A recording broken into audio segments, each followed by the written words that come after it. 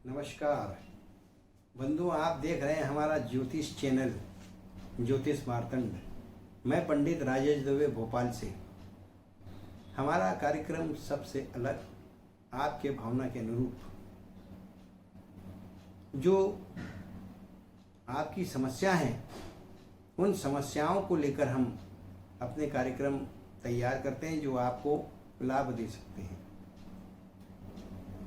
मनुष्य अपने जीवन में अनेकों प्रकार से सुखों को पाने का आदी होता है और मनुष्य के जीवन में कुछ संस्कार ऐसे होते हैं जो बड़े अनिवार्य होते हैं और उसके अंतर्गत दाम्पत्य संस्कार होता है, जिसे शुभ विवाह भी कहा जाता है। दोस्तों, अधिकतर देखा गया है कि आजकल बच्चे अपने कैरियर को बनाने में एकाग्रचित रहते हैं। माता पिता का भी पूरा ध्यान वही रहता है और उस वजह से उनकी शुभ विवाह की आयु निकल जाती है और फिर बड़ी परेशानी होती है। शुभ विवाह का जब मन बनता है, जब मनोयोग होता है, तो उस समय अनेकों प्रकार की परेशानियां सम्मुख उपस्थित होती है। ये तो एक स्वाभाविक क्रम है क्योंकि हम उसमें विलंब कर रहे हैं, लेकिन विवाह विलंब के अनेकों आयाम हैं। क्या कारण है आखिर विवाह में विलंब आता है? तो हमारे ज्योतिष शास्त्र के ग्रह सूत्रों के अनुसार कहा जाता है कि यदि किसी जातक की जन्म कुंडली में मंगल हो तो वो मांगलिक होता है और उसके विवाह में विलंब होता है। और ऐसे जो जातक है, देखने में आया है वर्तमान परिवेश में उनका 27 वर्ष की आयु के पश्चात विवाह होता है। इसी प्रकार से गुरु का केंद्राधिपति दोष होता है। जब 1, 4, 7 और 10 भावों में गुरु बैठ जावे तो कहा जाता है कि केंद्राधिपति दोष होता है। केंद्राधिपति दोष जो होता है शुभ विवाह में विलंब करता है। हम इनके आपको कारण और उपाय भी बताएंगे कारण के साथ। फिर इसके पश्चात जो है कई बार जो है पाप ग्रहों की दृष्टि से युक्त कुंडली यदि हो तो जातक के शुभ विवाह में विलंब आता है। कहीं पर लत्ता दोष होता है, कहीं पर पात दोष होता है, कहीं पे सूर्य कारण होता है। कई बार आप देखेंगे कि 9 ग्रहों के जो कारक ग्रह होते, पाप ग्रह राहु है, केतु है, क्रूर ग्रह सूर्य है, इनकी वजह से भी विवाह में विलंब होता है। इसके आपको उपाय करना चाहिए। उपाय अनिवार्य होते हैं। आप हमेशा ध्यान रखें कि शुभ विवाह करने से पूर्व आपको उपाय करना ही चाहिए। चाहे अपने कुल देवताओं से प्रार्थना करें, अपने कुल देवी से प्रार्थना करें, अपने पितरों को प्रसन्न करें। ये पितरों से एक बात पर सामने आती है कि शुभ विवाह में विलंब का एक बहुत बड़ा कारण पितरों का अप्रसन्न होना भी होता है, प्रकोप भी होता है। तो पितरों की यथावत शांति भी करना चाहिए। तो विवाह करने से विवाह में विलंब के जो कारण हैं उन कारणों को साधने के लिए और समुचित लाभ को पाने के लिए आपको कुल देवी देवताओं की जहाँ एक और शांति करना चाहिए, उनसे जहाँ प्रार्थना करना चाहिए, वहीं पर अपने पितृ देवताओं को भी नमन करना चाहिए। इसके अलावा आप अपने इष्ट देवताओं को भी प्रसन्न करिए।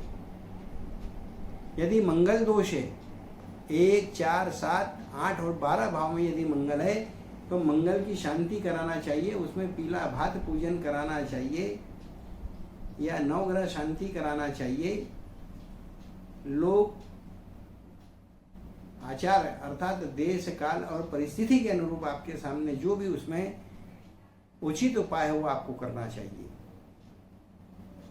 यदि गुरु का प्रकोप है तो उसके लिए आपको भगवान श्री हरि विष्णु की पूजन और साधना करना चाहिए। गुरुवार के दिन एक गमले में केला लगा लें या जमीन पर लगे हुए केले के वृक्ष के पास जाएं और उसकी जड़ में विष्णु जी की मूर्ति को स्थापित करके उसका पूजन करना चाहिए।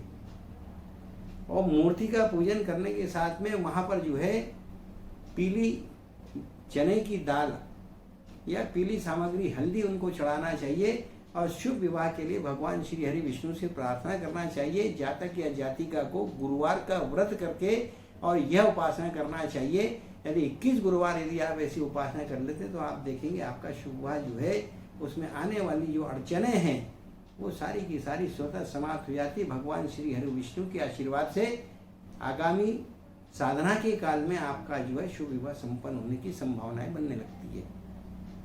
यह विलंब से बचने के कारण है। यदि पितृदोष है तो नारायण नागबली निरंजन साधना अर्थात नंदी श्राद्ध का पूजन करना चाहिए। और नंदी श्राद्ध का पूजन करने से भी आपका जो है शुभ विवाह के बीच में आने वाली बाधाएं पितरों के प्रकोप से संबंधित यदि है तो वो शांत हो जाती है। आप क्रूर ग्रह जो है वो आपको पीड़ित करते हैं और उन क्रूर ग्रहों के कारण जो है शुभ विवाह में परेशानी आती है। तो उससे बचने के लिए क्या करना चाहिए? तो जातक या जातिका को प्रदोष का व्रत करना चाहिए। और ध्यान रखिए, प्रदोष का और गुरुवार का जो व्रत करते हैं ये अलौना अर्थात बिना लवण बिना नमक को खाए किया जाता है और एकासना एक समय भोजन करके किया जाता है। और सायंकाल जो है प्रदोष काल में ही इसका पूजन किया जाता है या फिर प्रदोष काल जो सूर्योदय का काल होता है उस समय किया जाता है। विवाह में विलंब के अनेकों कारण हमने आपके सामने रखे, और भी कई कारण हो जाते हैं। कई बार सामाजिक कारण होते हैं, कई बार पारिवारिक कारण होते हैं। दरिद्रता है, घर में अल्प धन है, उसकी वजह से संतान का यदि शुभ विवाह का योग रुकता हो तो उस जातक या जातिका को कन्या को नंदा व्रत करना चाहिए।